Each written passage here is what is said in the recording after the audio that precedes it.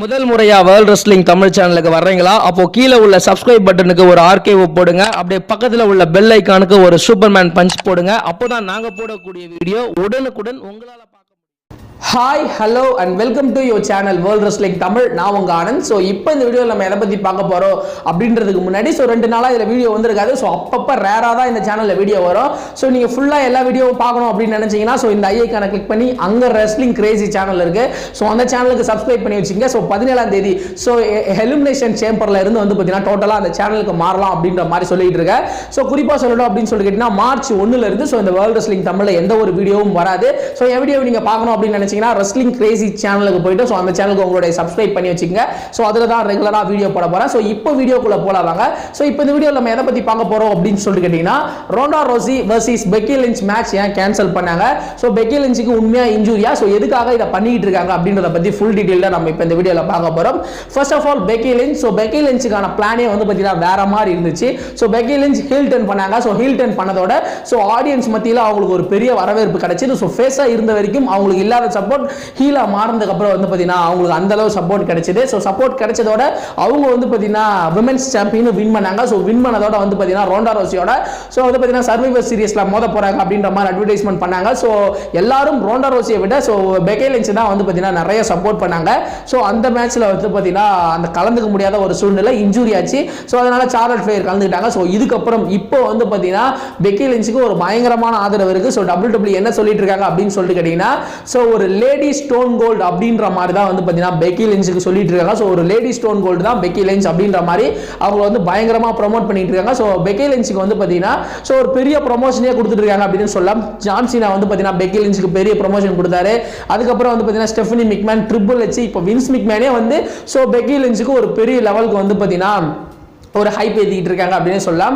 So Becky lynch வந்து பார்த்தீங்கன்னா so Royal ரம்பலில் வந்து ஆஸ்காவோட விளையாண்டாங்க. ஸோ அந்த மேட்ச் தோத்தாங்க. தோத்ததோட விமென்ஸ் ராயல் ரம்பலில் கலந்துக்கிட்டு ஸோ அந்த மேட்சையும் வின் பண்ணி ஸோ நான் ரோண்டா ரோசியை தான் சேலஞ்ச் பண்ணுறேன், ரெசல்மேனியா 35ல ரோண்டா ரோசியோட மோதுவா அப்படின்ற மாதிரி சொன்னாங்க. அதுக்கப்புறம் ஸோ ஸ்டெஃபனி மிக்மேன் வந்து என்ன சொன்னாங்க அப்படின்னு சொல்லி கேட்டீங்கன்னா நீங்கள் மெடிக்கலாக கிளியர் இல்லை, உங்களால் மேட்ச் விளையாட முடியாது. ஸோ நீங்கள் வந்து பார்த்தீங்கன்னா டாக்டர் சொன்னாங்கன்னா மேட்ச் விளையாடலாம். ஸோ அதுன்னு சொன்ன உடனே வந்து பார்த்தீங்கன்னா பெக்கி லிஞ்ச் வந்து கோவமாகி ஸோ நான் மேட்ச் விளையாடி தான் ஆவேன் அப்படின்னு சொன்னாங்க. உடனே வந்து பார்த்தீங்கன்னா ஸ்டெஃபனி மிக்மேன் அடிச்சிட்டாங்க. அடிச்ச உடனே அவங்கள சஸ்பெண்ட் அப்படின்னு சொல்லிட்டாங்க. அதுக்கப்புறம் ட்ரிபிள் எச்சோட ஒரு கான்ட்ரோவர்சி ஸ்மாக்டவுன் லைவ்ல ஓடிச்சு. அதுலயும் வந்து பாத்தீங்கன்னா பெக்கி லிஞ்ச் ட்ரிபிள் எச் அடிச்சிட்டாங்க. சோ அதுக்கு அடுத்தபடியா ட்ரிபிள் எச் ஸ்டெஃபனி மிக்மேன் சேர்ந்து உங்க இஷ்டம் என்னவோ நீங்க அதுவா பண்ணிக்கலாம். சோ நீ மேட்ச் விளையாடுறதுனாலும் விளையாடிக்கலாம், விளையாடாட்டாலும் போலாம். சோ உன்னோட இஷ்டம் அப்படின்ற மாதிரி சொல்லிடுவாங்க. சோ நான் மேட்ச் விளையாடுறேன் அப்படின்ற மாதிரி அவங்களும் சொல்றாங்க. சொன்னதோட வந்து பாத்தீங்கன்னா வின்ஸ் மிக்மேன் ஒரு ஷாக்கிங் ரிட்டர்ன் கொடுத்து சோ வந்து பாத்தீங்கன்னா நீ ஒன்னும் த மேன் கிடையாது, நான் தான் த மேன் அப்படின்ற மாதிரி சொல்லிட்டு சோ ஒன்ன வந்து 60 நாள் சஸ்பெண்ட் பண்றேன். சோ நீ வெளில போ, உனக்கு பதிலா ரெசல்மேனியால சோ ரோண்டா ரோசியோட மோத போறது சார்லட் ஃபிளேர் அப்படின்ற மாதிரி சொல்லிட்டாங்க. சோ இப்போதைக்கு ரோண்டா ரோசிக்கு மோத போறது சோ சார்லட் ஃபிளேர் தான் அப்படின்னு சொல்லியிருக்காங்க.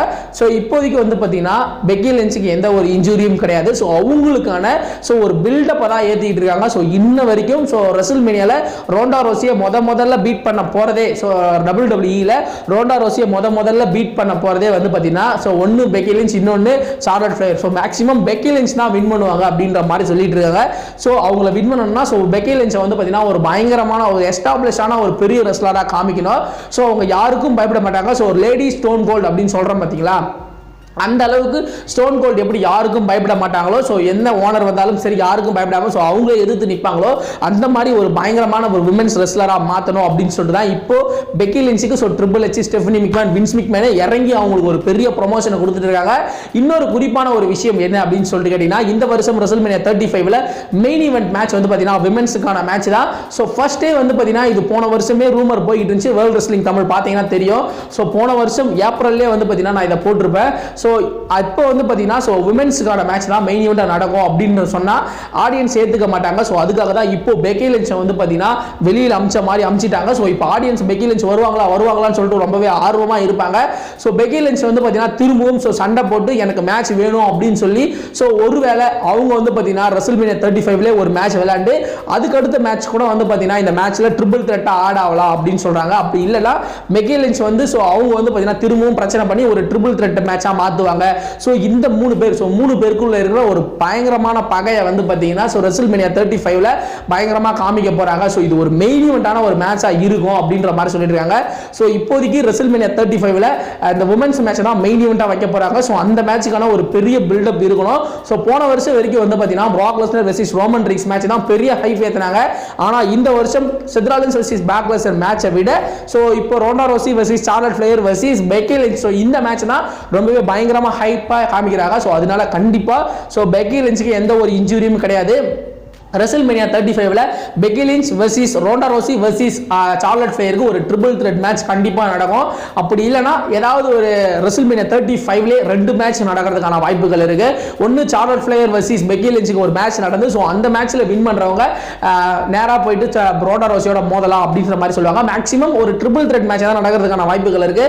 Peggy Lynch versus Charlotte Flair versus Ronda Rousey, so 3 பேருக்கும் ரெசில்மேனியா 35ல மெயின் ஈவென்ட்டா ரா விமென்ஸ் சாம்பியன்ஷிப் மேட்ச் நடக்க போகுது. ஸோ இந்த மேட்ச்ல வந்து பாத்தீங்கன்னா ரோண்டா ரோசி 100% அவங்களுடைய ரா விமென்ஸ் சாம்பியனா தோக்குறதுக்கான வாய்ப்புகள் ரொம்ப அதிகம். ஸோ இதுக்காக தான் ஒரு பெரிய ஸ்டோரி லைன் பண்ணிட்டு இருக்காங்க. ஸோ இதை பத்தி நீங்க என்ன நினைக்கிறீங்க?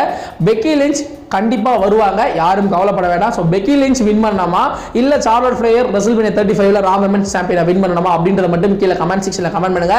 இந்த வீடியோ உங்களுக்கு பிடிச்சிருந்தா லைக் பண்ணுங்க, ஷேர் பண்ணுங்க. மறக்காம டிஸ்கிரிப்ஷன்ல நம்மளுடைய Facebook, Twitter, Instagramோட பேஜ் இருக்கு.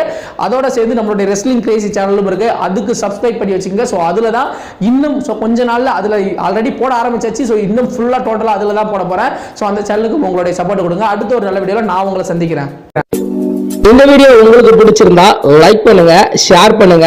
தொடர்ந்து ரெஸ்லிங் சம்பந்தப்பட்ட நியூஸ் நீங்க பார்க்க ஆசைப்பட்டீங்கன்னா கீழே உள்ள சப்ஸ்கிரைப் பட்டனுக்கு ஒரு ஆர்கேவை போடுங்க. பக்கத்துல உள்ள பெல் ஐக்கானுக்கு ஒரு சூப்பர்மேன் பஞ்ச் கொடுங்க.